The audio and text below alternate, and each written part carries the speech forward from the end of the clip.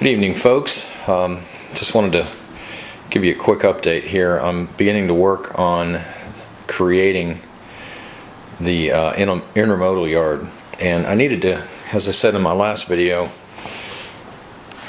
put a turnout in this section right here so I could come out and access this new extension where the intermodal yard is going to be. So I had some plaster cloth that was laid down over this foam board here, and I just took a grinder and ground the plaster parts off of there, and then to the point where it was just the cloth piece, and I've cut that out with a utility knife.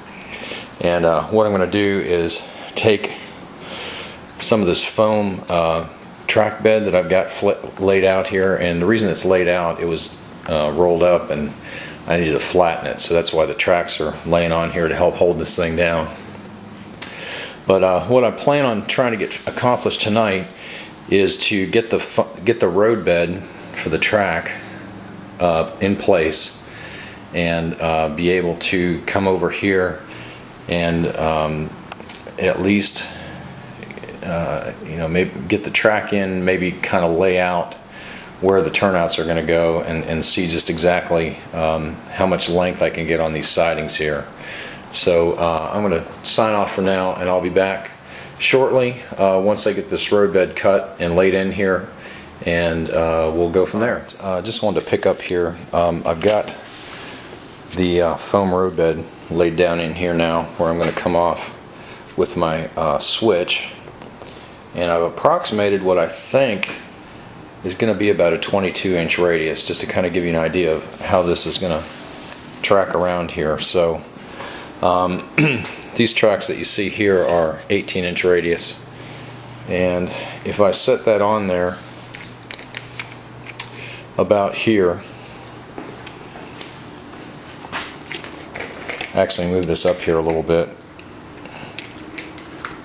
to where that would hit in about the center of this extension.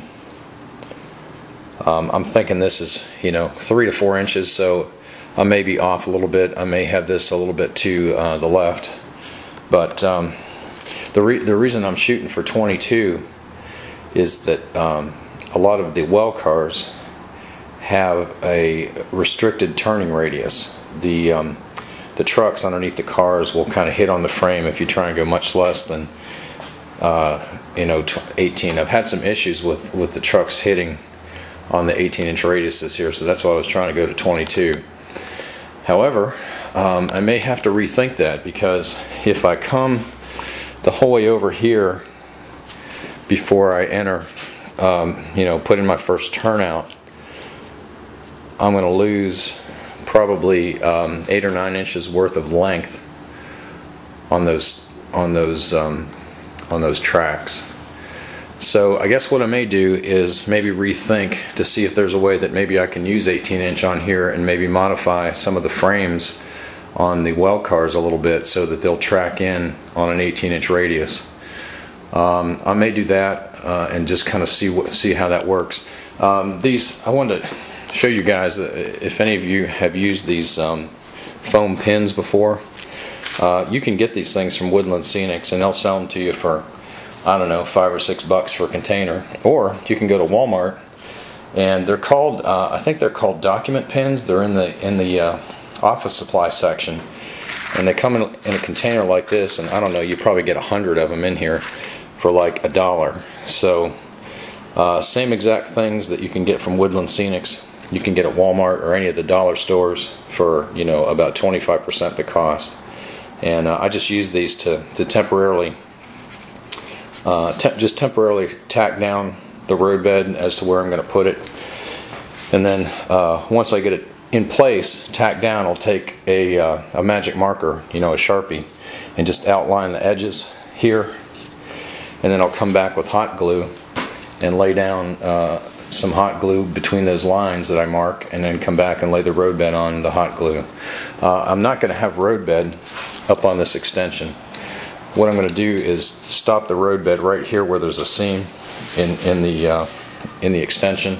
That extension's probably 1/4 of an inch higher than the rest of my layout, so I'm just going to stop the road bed here make this look like concrete, mount the tracks to the top of this, and as I said yesterday, or in my last video, come back with some of this material here. I don't know if you can see it, it's underneath my storage bins, but try and lay that next to and between the tracks to make it look like concrete. So that's the plan anyway, and I may try and do a little bit more work here tonight. I've actually ordered some 22-inch radius track to use for this. It'll probably be here tomorrow, so I may wait before I make my final decision here, but it's kind of looking like the 18-inch radius may be the way to go, because it's going to give me more length on my area here. So what I may do is just stop here for a minute, do a little bit of figuring, and see what's going to work best here. Alright, so here's one of my A-line Husky Stack well car models that I have partially finished. It's painted right now anyway. It's painted, it's got the trucks on it.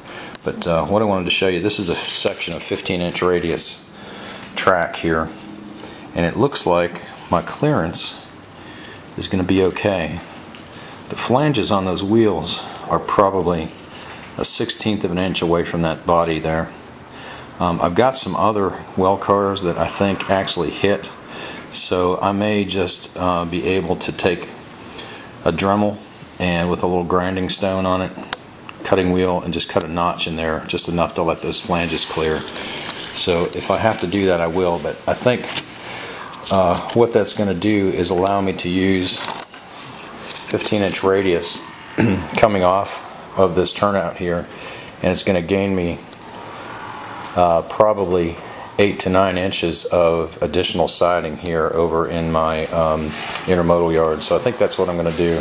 So what I will do then is I'm going to mark this roadbed for an 18-inch radius, and I'll come back and I'll show you how I install that. So I'm going to get that done, and I'll come back and we'll go with an intermediate update. I have my track positioned here how I think it's going to work best. I've got the turnout in. I've got about a 6-inch piece of straight track here, and then I'm going to lay in the 18-inch radius, which is going to put me right about dead center in the section of my extension here. So what I'm going to do now that I know where the track's going to lay is I'll come back and I will attach the roadbed beneath the track and pin it as I go with these foam nails. And then once I get it all pinned down, I'll trace it on the outside with the Sharpie, and then I will go ahead and remove the track, and then get the hot glue gun fired up out here, and go ahead and lay the track bed down.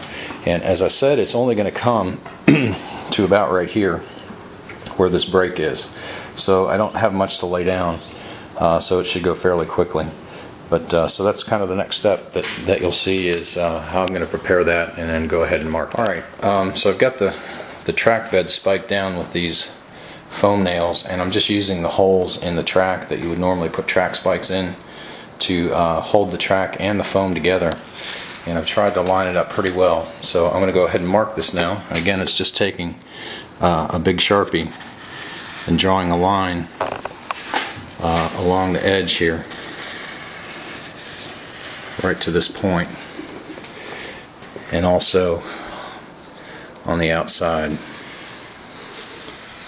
So just enough to let me know about where that track bed's going to go.